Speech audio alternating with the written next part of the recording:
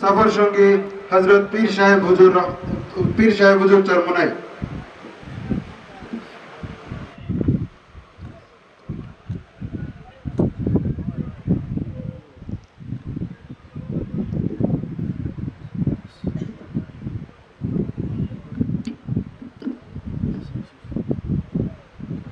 আসসালামু আলাইকুম ওয়া রাহমাতুল্লাহ।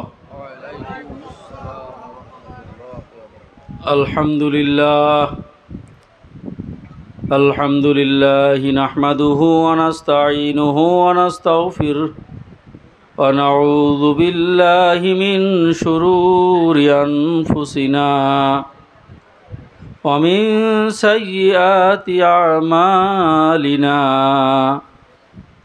من يهده الله فلا مضل له ومن يضلله فلا هادي له ونشهد أن لا إله إلا الله وحده لا شريك له ونشهد أن محمدا عبده ورسوله أما بعد فأعوذ بالله من الشيطان الرجيم بسم الله الرحمن الرحيم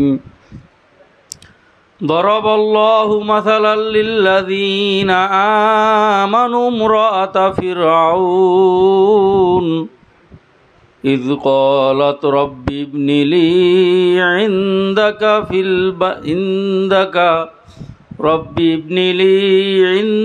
بيتا في الجنة ونجني من فرعون وعمله ونجني من القوم الظالمين صدق الله المولانا العظيم।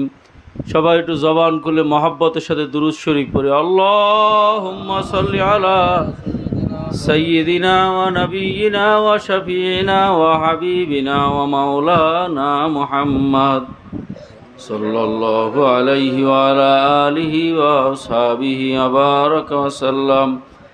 আল্লাহুম্মা সাল্লি আলা সাইয়্যিদিনা ওয়া নাবিয়িনা وشفينا وحبيبنا ومولانا محمد صلى الله عليه وعلى آله وأصحابه وبارك وسلم. اللهم صل على سيدنا ونبينا وشفيعنا وحبيبنا ومولانا محمد صلى الله عليه وعلى آله وأصحابه وبارك وسلم. আল্লাহ পাক রব্বুল আলামিনের দরবারে অসংখ্য অগণিত শুকর ও সুজুদ। আহকামুল হাকিমিন রব্বুল আলামিন দয়াবান মেহেরবান মালিক, আপনাকে আমাকে দুনিয়ার হাজারো ফিতনা ফাসাদের মধ্য থেকে রেহাই দিয়ে মুক্তি দিয়ে আল্লাহ পাকের জাকিরিন শাকিরিন বান্দাদের মজলিসে ওলামায়ে কেরামদের সাথে একত্রে হায়াতে জিন্দেগির কিছু সময় পার করার তৌফিক আল্লাহ দান করছেন। শুকরিয়া দান বলি আলহামদুলিল্লাহ। ভাই আপনি এই যে এই হরেনের সাউন্ড বাড়া নেই, হরেনের, হ্যাঁ বক্সের না। ভাইরা আমার, আমরা তো আসলে ওয়াজ বা নসিহাত করতে আসি নাই, ওয়াজ বা নসিহাত উপদেশ শোনার জন্য আসছি, কথা ঠিক না? আর অল্প কিছুক্ষণ পরেই আমিরুল মুজাহিদিন হযরত পীর সাহেব হুজুর চরমনাই আমাদেরকে নসিহাত করবেন। আমরা নসিহাত শোনার জন্য আসছি। এর আগে কিছু সময় আমরা কিছু আলোচনা করব কোরআন এবং হাদিস থেকে, যার দ্বারা আপনি এবং আমি উভয়ই নসিহাত গ্রহণ করতে পারি। আল্লাহ পাক রব্বুল আলামিন যদি বান্দাবান্দিকে হেদায়েত না দেন, কোনো বান্দাবান্দি নিজ ইচ্ছায় হেদায়েত পাইতে পারে না। তবে হেদায়েত পাওয়ার জন্য চেষ্টা চলমান রাখতে হবে। এই শিক্ষাই আল্লাহ পাক আপনাকে আমাকে দান করছেন। প্রত্যেক নামাজের প্রত্যেক রাকাতে আল্লাহ পাক শিখাইছেন যে তোমরা আমার কাছে হেদায়েত চাইতে থাকো। ইহদিনাস সিরাতাল মুস্তাকিম হেদায়েত চাইতে থাকো। মুফাসসিরিনে কেরাম বলেন একজন হেদায়েত প্রাপ্ত লোক তাকেও তো এই হেদায়েত বারবার আল্লাহর কাছে চাইতে হয়। কতক্ষণ চাইতে হয় না? তার হেদায়েত চাওয়ার অর্থ কি? তার হেদায়েত চাওয়ার অর্থ হচ্ছে হেদায়েতের অনেক স্তর আছে, অনেক মাকাম আছে। যে যেই স্তরে আছে সে আল্লাহর কাছে চাইলে আল্লাহ পাক তারে আরো উচ্চ মাকাম দান করে। সেই স্তর থেকেও সে যখন আল্লাহর কাছে আবারও হেদায়েত চায় তখন আল্লাহ পাক তারকে আরো উচ্চ মাকাম দান করে। কথা ঠিক কিনা?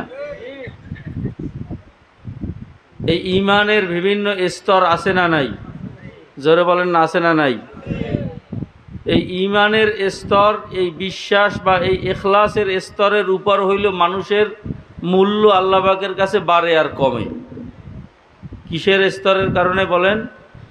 ঈমানের মজবুতির স্তরের উপরে বান্দাবান্দির স্তর বা মূল্যায়ন আল্লাহর কাছে বাড়ে, এবং যার ঈমান যত বেশি মজবুত তার মূল্য আল্লাহর কাছে তত, জোরে বলেন, তত বেশি। ঈমানের স্তর আছে না নাই? চরমনায়ের মরহুম আল্লাহর কুতুব সৈয়দ ফজলুল করিম রহমতুল্লাহ আলাই তিনি এই ক্ষেত্রে বুঝাইতে গিয়ে বলতেন, বাবা, কারো ঈমানের মূল্য 10 টাকা, কারো 100, কারো 500, কারো 1000, কারো লাখ টাকা।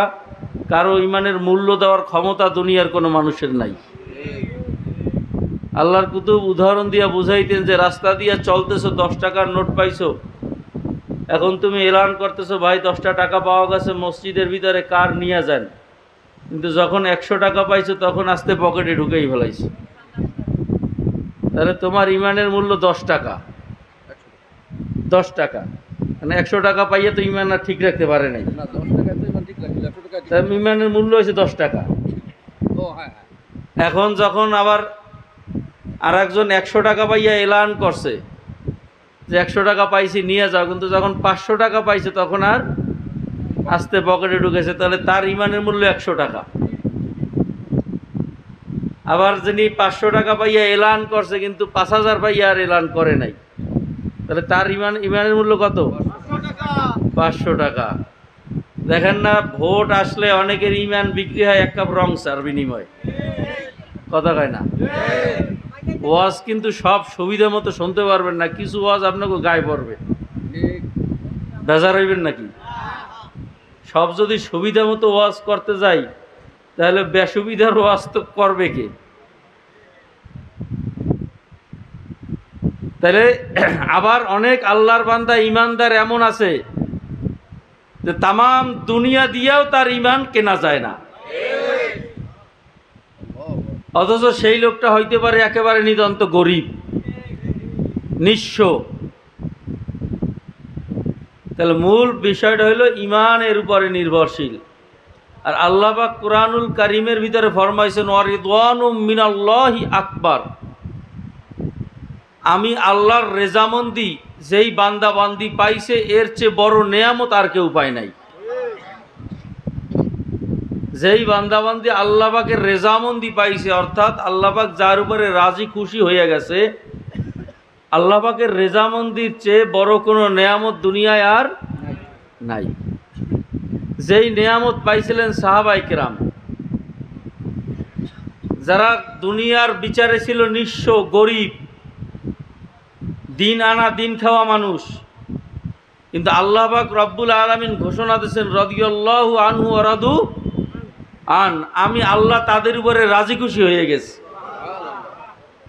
এই আল্লাহ পাক যখন ঘোষণা দিয়েছে যে আমি আল্লাহ তার উপরে কি হয়েছি, সাহাবায়ে কেরামদের উপরে রাজি খুশি হয়ে গেছি। এখন দেখেন তামাম দুনিয়ার মানুষ হজে যায়, উমরায় যায়, সাহাবায়ে কেরামদেরকে সালাম দেয় কি দেয় না? যদি শোনে এইখানে একজন সাহাবার কবর, ভক্তি শ্রদ্ধা সহকারে সালাম করে কি করে না? একজন সাহাবার নাম শুনলে সাথে সাথে রাদিয়াল্লাহু তাআলা আনহুম পরে কি পড়ে না? এটা কিসের কারণে? আল্লাহ পাকের রেজামন্দি পাইছে। কি পাইছে? কথা কয় না। আপনাদের কথা বলতে কষ্ট হয়? কষ্ট হয়?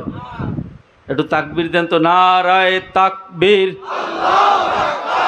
জবান সবাই খুলছে? হ্যাঁ, সবাই জবান খোলে নাই, কিছু জবান এক ধাক্কায় খুলবে না, কিছু জবান 2-3 ধাক্কা লাগবে, যাই আর একটা ধাক্কা দিয়ে দেই, কথা কয় না? মানুষ তো সব এক পথ না। হ্যাঁ, কিছু আলিশি আছেন, আলিশিয়ার কেসটা শুনছেন, কথা কয় না? রাজায় ঘোষণা দিয়েছে না যে আমার দেশে আলিশিয়া রাখা যাইবে না, আলিশিয়া অলস অলস খুঁজে বাড়ি বের করি কিভাবে। এখন উজিরে পরামর্শ দিয়েছে যে বাদশাহ নামদার বুদ্ধি একটা আছে, কি বলে, আপনি ঘোষণা দেন যে যারা আমার রাজ্যে অলস আছো তোমাদের জন্য সুসংবাদ, হ্যাঁ, তোমরা এই আমি ঘর উঠেই দিলাম, এখানে খাবা আর ঘুমাবা, তোমাদের কোনো চিন্তা নেই। এখন ঘোষণা দেওয়ার পর অনেক অলস আসছে, কিছু অরিজিনাল অলস আসছে আর কিছু সুবিধা পাওয়ার জন্য অলস সাজছে। এখন ঘরে আর জায়গা দেওয়া যায় না। এখন রাজায় বলে, ব্যাপার কি উজির, কি বুদ্ধি দিলা, আমার রাজ ভান্ডারি তো এখন খালি হয়ে যাবে, এত হাজার হাজার মানুষ যদি আমি বসাই বসাই খাওয়াই, রাজভান্ডার থাকবে? বুদ্ধি এখন রাজামশাই আরও আছে। কি এখন আমরা অরিজিনাল অলস খুঁজে বাইর করব কেমনে? কয় আপনি ঘরের এক মাথা দিয়ে আগুন ধরাই দেন, তাইলে পুড়িয়া মারা যাইবে তো, কেন মরবে না, আপনি দেন না। এখন এক মাথা দিয়ে যখন আগুন ধরাই দিয়েছে, যারা অলস সাজছে আর আছে একজনও, সব ভাগছে। এখন 3 জন টেকছে। কয়জন টেকছে? 3 জন টেকছে। এখন একজনে আরেকজনের বলে, কত রবি জলে রে, মানে আগুন জ্বালাইছে পর অনেক আলো হয়ে গেছে না, এখন তার তো ঘুমে ডিস্টার্ব হয়েছে। এখন বলতেছে যে এত আলো আসলো কোত্থেকে, কত রবি জলে রে। পাশের একজনে বলতেছে, কেবা আখি মেলে রে, বলে যতই জ্বলুক চোখ মেলবো না। পাশের আর একজন কয়, তোরা পেট পাড়াইস না, ঘুমা, মানে বেশি কথা কইস না, আমার ঘুমের ডিস্টার্ব হয়। তা এই 3 জন অলস পাওয়া গেছে, কথা বোঝেন নাই? তা সব অলস তো এমনি লড়বে না আগুন না ধরান পর্যন্ত, কথা হয় না? তা একটু নারায় তাকবীরের আগুন ধরাইয়ে দিলে দেখি সব অলস লড়ান যায় কিনা, কথা হয় না? পারবেন না ইনশাআল্লাহ? নারায় তাকবীর। পাশে চাইয়ে দেখবেন যে জবান খোলে নাই কে, কথাটা বুঝছেন কি? পারবেন না? দেখবেন যে 2-4 জন এরপরও পাওয়া যাবে যে এখনো জবান খুলবে না, বুঝবেন যে এই 3 জন আর একজন। কোন 3 জন মনে আছে?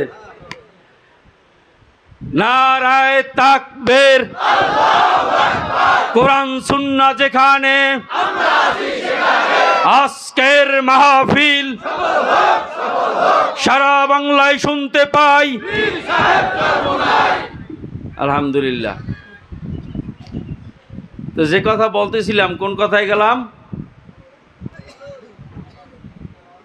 যে সাহাবায়ে কিরাম রিদওয়ানুল্লাহি তাআলা আলাইহিম আজমাইন, তারা গরিব, তারা নিঃস্ব, তারা শিক্ষার দিক থেকে অল্প শিক্ষিত, কেউ একেবারে মূর্খ,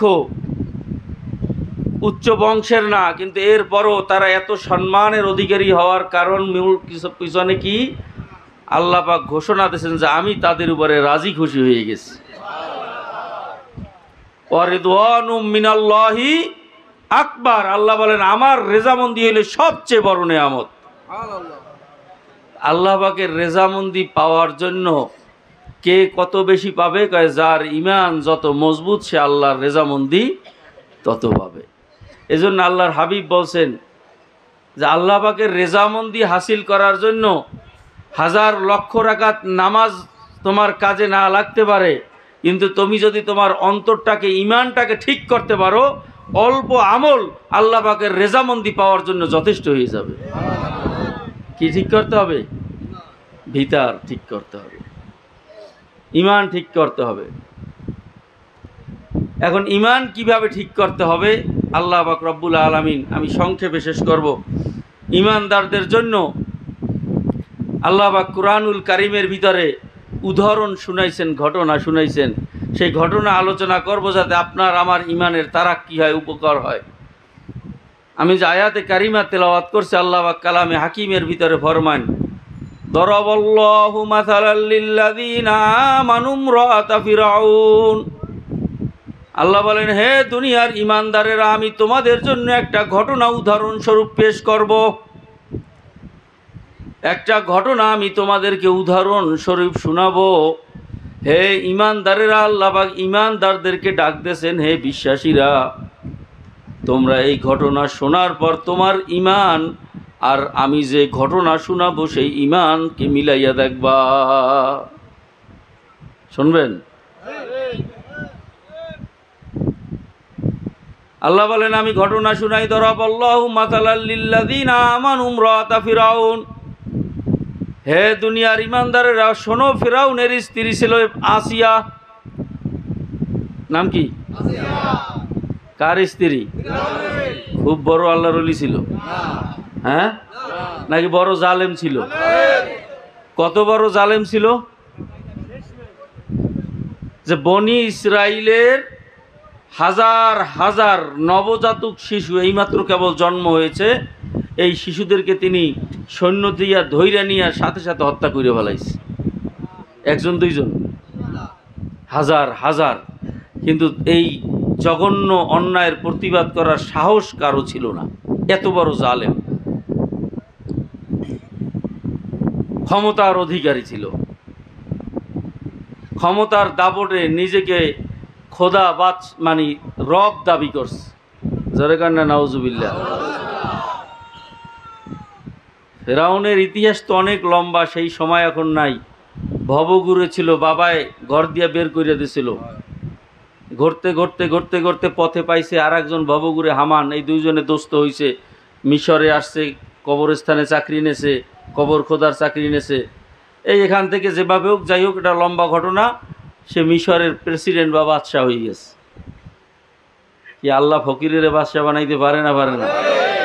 আবার বাদশারে কুলিল্লাহুম্মা মালিকাল মুলক তুতিল মুলকা মান তাশা ওয়া তানজিউল মুলকা মিম্মান তাশা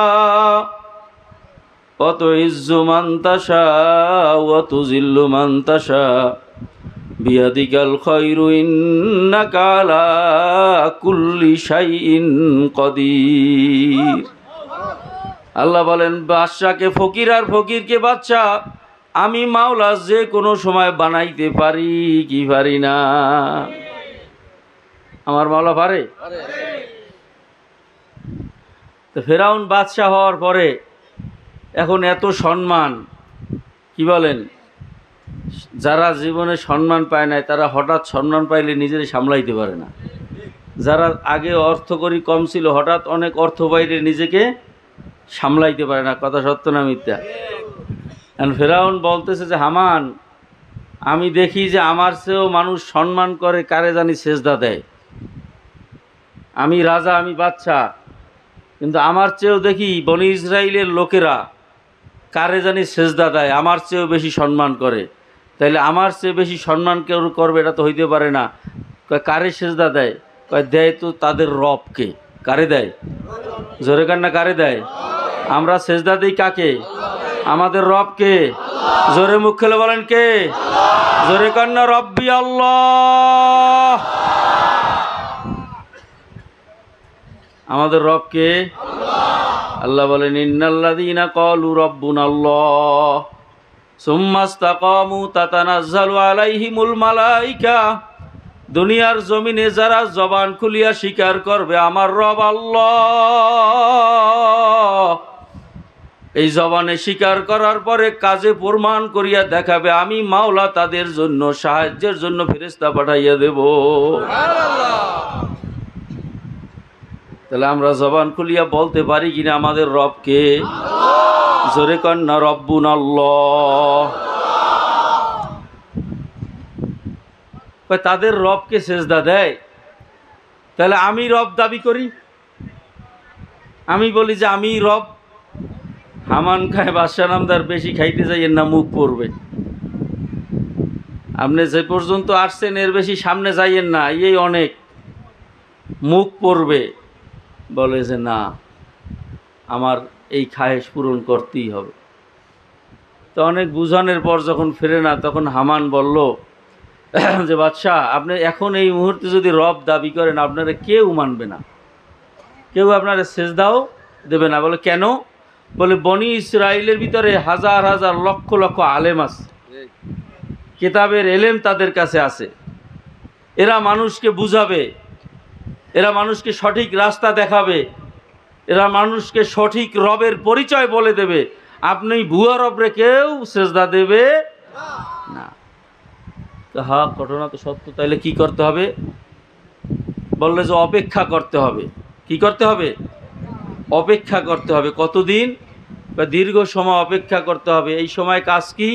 বলে এই সময় কাজ হচ্ছে এই মিশরে যতগুলো মাদ্রাসা আছে, দ্বীনি শিক্ষা প্রতিষ্ঠান আছে, সব আপনার আজকে বন্ধ করতে হবে। কি করতে হবে? বলে এর উদ্দেশ্য কি? কয় সামনে যেন কোনো আলেম নতুন তৈরি না হয়। আর যেই আলেমরা এখন বর্তমানে বিদ্যমান আছে এরা ধীরে ধীরে মারা যাবে। এরা যখন ধীরে ধীরে মারা যাবে, যখন সমাজ আলেম শূন্য হবে, তখন মূর্খরা আপনার রব মানবে, আপনাকে সেজদা দেবে। পরিকল্পনা বুঝছেন? বোঝেন পরিকল্পনা? বোঝেন নাই, বোঝেন নাই। সেই পরিকল্পনার কারণে বাংলাদেশে এখন 90% মুসলমান থাকা সত্ত্বেও প্রাইমারি স্কুলে কোরআনের শিক্ষা নাই। পরিকল্পনা বোঝেন? বাংলাদেশে 90% মুসলমান থাকা সত্ত্বেও এদেশে সমকামিতা প্রমোট করতে পারতেছে। এই হইল পরিকল্পনা, যে মুসলমান সন্তান যেন কোরআন শিখতে না পারে, ঘরে ঘরে যেন আলেম তৈরি হইতে না পারে।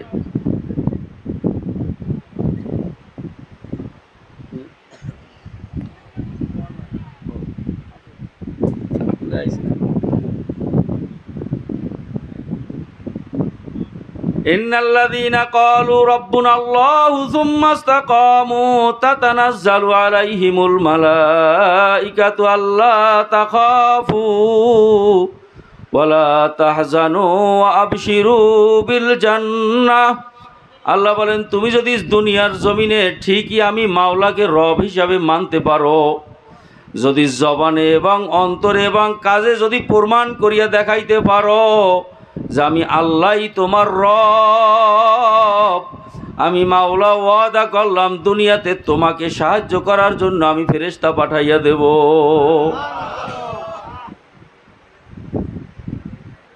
দেখেন না আফগানিস্তানে আল্লাহ কেমনে ফেরেশতা দিয়ে সাহায্য করছে, কিভাবে করতেছে দেখছেন?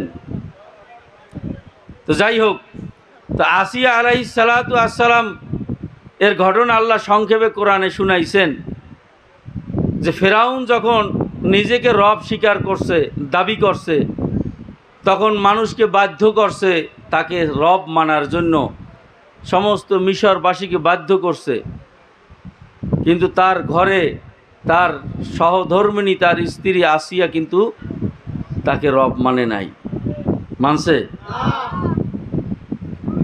কিন্তু তার ইমান, আসিয়া আলাইহিস সালাতু ওয়াসসালামের ইমান তিনি গোপন রাখছিলেন ফেরাউনের নির্যাতন জুলুমের ভয়তে। তিনি আল্লাহর উপর ইমান আনছিলেন, মুসা হারুনের খোদার রবের উপর ইমান আনছিলেন, কিন্তু প্রকাশ করতে পারেন নাই ফেরাউনের নির্যাতন জুলুমের ভয়তে।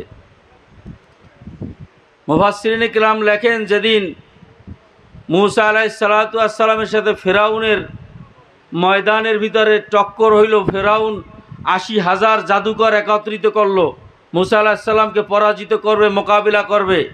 একদিকে মুসা এবং হারুন, আর একদিকে ৮০,০০০ জাদুকর।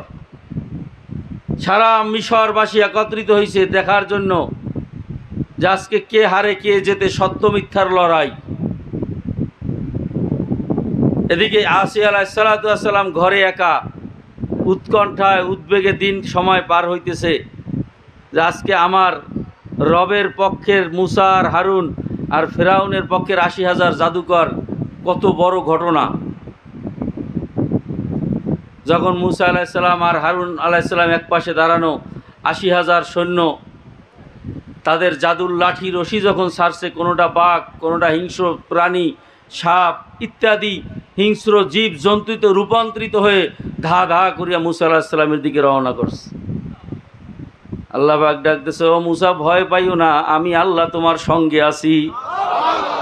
কে আছে সঙ্গে? জোরে বলেন কে? মাল্লাহুল মাওলা ফালাহুল কুল।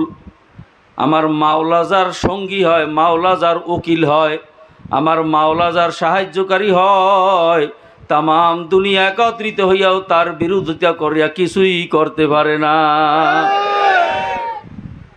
আল্লাহ ডাকতেছেন, মুসা ভয় পাইও না, হাতের লাঠি ছাড়িয়া দাও।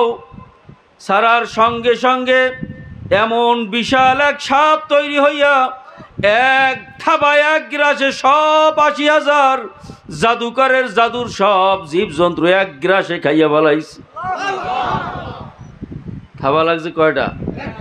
তাহলে সাপটা কি ছোট না বড়? এখন ময়দান ফাঁকা, আর কিছু আছে খাওয়ার? আর কিছু খাওয়ার নাই। এইবার সাপ মুখটা ঘুরাইছে ফেরাউনের দিকে। কি বলেন, ফেরাউনের এখন আর পানি আছে শরীরে? কিসের সিকিউরিটি, কিসের দারোয়ান, কিসের সৈন্য লস্কর কিচ্ছু মনে নাই, জীবন বাঁচাইতে দৌড়তেছে। যে এই সাপ আমার দিকে তাকাইছে, আর বাঁচার তো উপায় নাই, এক দৌড়ে বাড়ি চলে গেছে। ওদিকে আসিয়া আলাইহিসসালাম তো বারবার হাঁটতেছে, পায়চারি করতেছে, উৎকণ্ঠা উদ্বেগ, কি হয় না না হয়। এই সময় তোর মোবাইল নেই, হ্যাঁ, কি সংবাদ আসে না না আসে। দেখে তার স্বামী ফেরাউন দৌড়েই আসতেছে, ঘামাইয়া গেছে। ডাক দিয়া বলে, ফেরাউন স্বামী গো, কি খবর কি খবর? কয়, বলিও না ফেরাউন, মুসা এত বড় জাদুকর আমি ভাবতে পারি নাই। আমার সমস্ত জাদু এক গ্রাসে খাইয়া আমারে খাওয়ার জন্য রওনা দিছিল। আমি প্রাণ বাঁচাইতে দৌড়াইয়া আসছি, কোনো রকম জীবন বাঁচাইছি। আসিয়া আলাইহিসসালাম খুশির তাড়নায় আজকে আর ঈমান গোপন রাখতে পারে নাই। ডাক দিয়া কয়, আমানতু বিরব্বি মূসা ওয়া হারুন। ও আমার স্বামী গো, আজকে তো প্রমাণ হয়ে গেছে কোনটা সত্য কোনটা মিথ্যা। আমি ঘোষণা দিলাম, আমি মূসা আর হারুনের রবকে রব মানিয়া নিলাম। কি গান, কাটা গায়ে নুনের সিটে লাগছে কি লাগে নাই? গরম তেলে পানি পড়ছে না? ফেরাউন তো রাগে অগ্নিশর্মা হয়ে গেছে। বলে কি, এক তোর ময়দানের অপমান, আবার ঘরে আইসে আর এক জ্বালা। শেষ পর্যন্ত লম্বা ঘটনা, যেই বিভিন্ন নির্যাতন বছরকে বছর আসিয়া আলাইহিসসালামকে নির্যাতন করছে, মরুভূমির ভিতরে নিয়া উত্তপ্ত জ্বলন্ত আগুনের কয়লার উপরে শোয়াইয়া বেত্রাঘাত করিয়া যে তুমি মুসার রবকে ছাড়ো, আমাকে রব ধরো, পারে নাই। শেষ পর্যন্ত তাকে হত্যার যখন চূড়ান্ত সিদ্ধান্ত নিয়েছিল, সেদিন ময়দানের ভিতরে হাজার হাজার মানুষকে জড়ো করিয়া আসিয়া আলাইহিসসালামকে বিবস্ত্র উলঙ্গ করিয়া সমস্ত মানুষের সামনে আসিয়া আলাইহিসসালামকে নির্যাতনের পর নির্যাতন করতেছিল। নির্যাতন করতে করতে তার শরীর থেকে রক্ত পড়তে পড়তে একেবারে যখন রুহু যায় অবস্থা, চক্ষু মেলতে পারে না, তখন মূসা আলাইহিসসালামকে দেখিয়া আসিয়া ডাক দিয়েছে, ও আল্লাহর নবী গো, আপনি একটু আপনার রবের কাছে জিজ্ঞাসা করেন, আমি আসিয়া রাজরানী হওয়ার পরেও দুনিয়ার রাজত্বের মূল্য দেই নাই। আমি আল্লাহকে ভালোবাসিয়া তাকে তার সাথে মহব্বত করিয়া দুনিয়ার মহব্বত ত্যাগ করিয়া এই নির্যাতন সহ্য করি আজকে আমার জীবন যাওয়ার অবস্থায়, এই অবস্থায় আমার রব আমার উপরে রাজি না বেজার। পরে দোয়ানুম মিনাল্লাহি আকবার, আল্লাহ পাকের রেজামন্দি হইল সবচেয়ে বড়। আপনি একটু জিজ্ঞাসা করেন যে আপনার রব আমার রব আমি আসিয়ার উপরে রাজি না বেজার। মূসা আলাইহিস সালাম ডাক দিয়ে কয়, আসিয়া একটু চক্ষুটা খুলি আসমানের দিকে তাকাও। তাকাইয়া দেখে আসমানের দরজাগুলা খুলিয়া গেছে, হাজার হাজার কোটি কোটি নূরের ফেরেশতা আসিয়ার কাছে আগাইয়া আসছে।